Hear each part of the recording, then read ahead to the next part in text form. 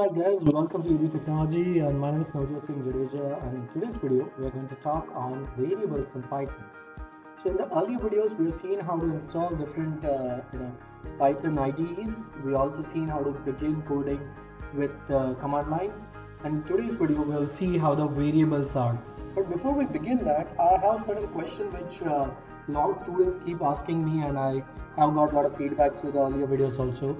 Like students do ask me is, how much time will it take for me to learn Python?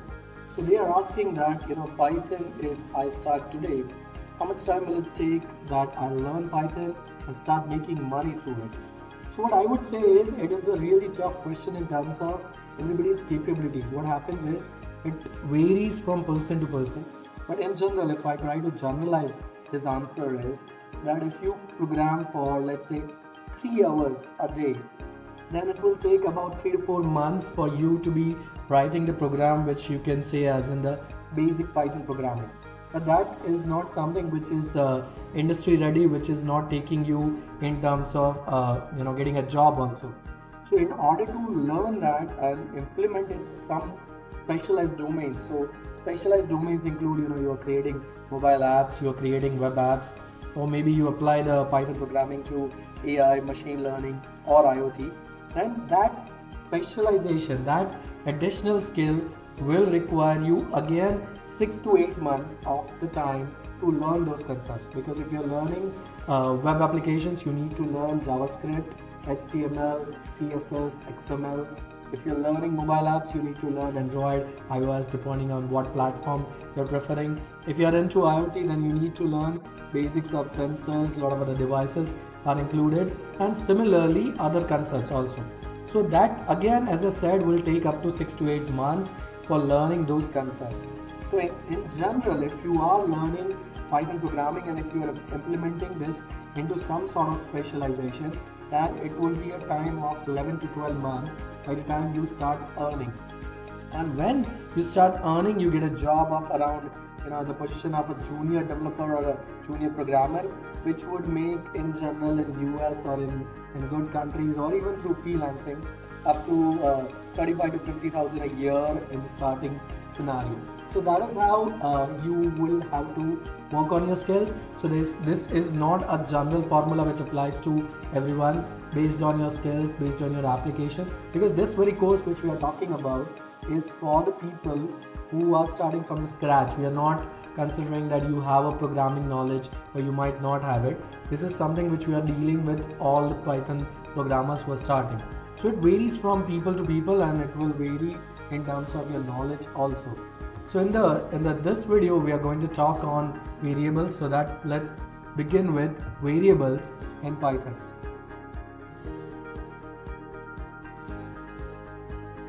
So as I said guys, we are discussing variables. Variables are memory locations which are given some names, and with the help of identifiers we access those memory locations and we store the values there. So let us say today I want to create a variable named date. I want to assign it to value. This is 23rd and I'm recording the video. So here date is an identifier which we use for a variable name equal to and then the value whatever we are assigning to that particular variable. So what happens is, it is a memory location which is occupied and given the value 23, and this memory location can be identified using the variable name which is date. So variable concept is not limited to Python programming only. It is there in C, C++, Java, all the programming languages, where variable is used to store the values of different types. So here I am using the integer types. You can also use the floating types. So here I write print and call that variable. Now important part is, if you see, I'm not using the quotations because now I'm not trying to print the string values date. Instead I am trying to print the value which is the value of the variable date. And when I run the program in here, as you can see in here, it is printed 23, right? Now I can use this as in a different variable, as I said, instead of calling the value, if I put the quotes in here, now if you see properly, this will turn out as in the string date. So strings are different, shows the character arrays, whereas the integer type variables which I have declared here in terms of the value, it will store the integer value. Now let me show you an example that date is 24, because if you remember in the earlier discussion, Python is an interpreter based language. So if I run this program, it will print the value 24 for the date, because here it stored the value 23, then I have given another value which is 24. So when it is printing, it will print as per the last line, because line by line the last value was 24 and this is a string, so it got printed. Now let us try a simple program where I am declaring a is equal to 5, b is equal to 10, and I'm calling another variable which is sum is equal to a plus b, and then I'm printing the value of the sum. So what I'm doing is I'm given an integer value of a in here, which is 5, and then I have given the value of 10 for the variable b. I'm sorry, I forgot the spaces, and yeah, and ultimately we are printing the sum in here. So let us execute this program. So as you can see, the total turns out to be 15. So the total will be done for the values. What is the flexibility you get with the Python is that you do not have to worry about declaring the different types of data types, and it reduces the overhead on the programmer. He or she can focus on the programming more rather than the other part of the programming. And when you declare this particular value in this way, so this whole value will turn into a float. So again, we don't have to change on the declaration, we just change the floating point and the answer. So accordingly the sum will be turned into. So again, the processes related to declaration, processes related to the overhead of the other part of the programming is reduced. And in this way we can use different types of variables in C. So we have seen this is an integer type, this is a floating type, we also seen the string types, and there are Boolean variables also. So as we go along, we will see multiple programs for the same.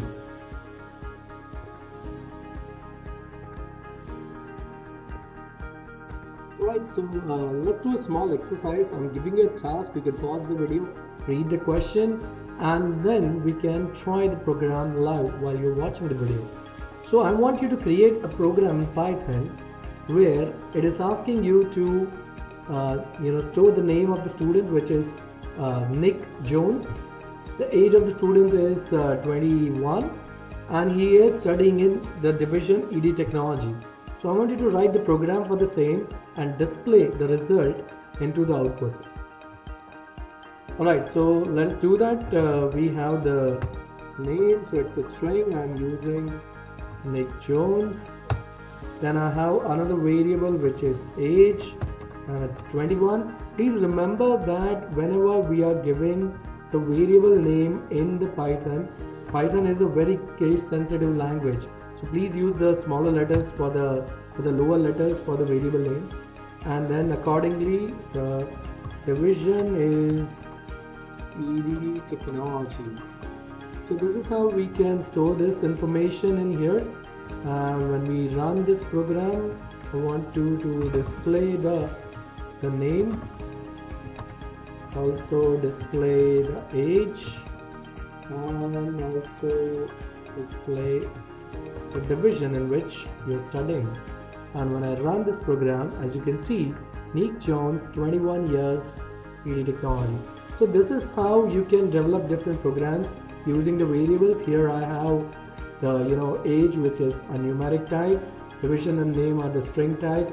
I can even change this, and today's temperature, so I'm putting as 37.5, and instead of div I'm using temperature. So this is a floating point value, and when I press run, this is how it can be done. So you can create different programs for variables, and we'll see multiple ways of using this variables into different programs. We'll also see multiple things related to programming in the further videos.